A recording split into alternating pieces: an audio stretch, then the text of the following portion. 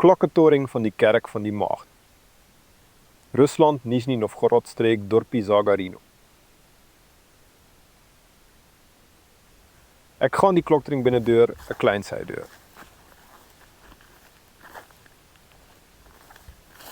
Ons lig ons koppe en kyk op.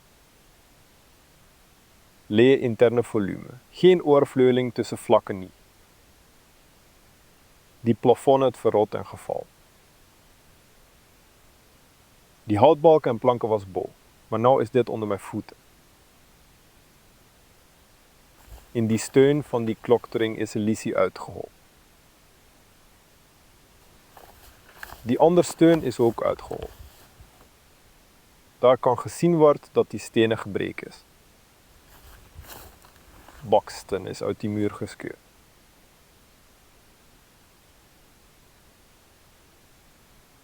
Daar is 'n klein rand bo die ingang. En hier is daar 'n reses wat uitgeslaan is. Dit is hoe die plafon gemaak het. Hulle het 'n gat in die muur uitgeslaan om houtvloer hier te lê. Hier was 'n deur. Hier is 'n deuropening op die vlak van die nuwe plafon, wat nie in die argitek se ontwerp was nie. Ek dink nie hierdie deuropening was ook beplan nie. Die pleister het afgeval en gebreekte stene is sigbaar. Ongelukkige gebreekte rande van bakstene. Kom ons kyk van die ander kant af. Dit is duidelik dat hierdie bakstene genadeloos gekap is. Hoekom het hulle die muur afgebreek en bykomende vloer gelê?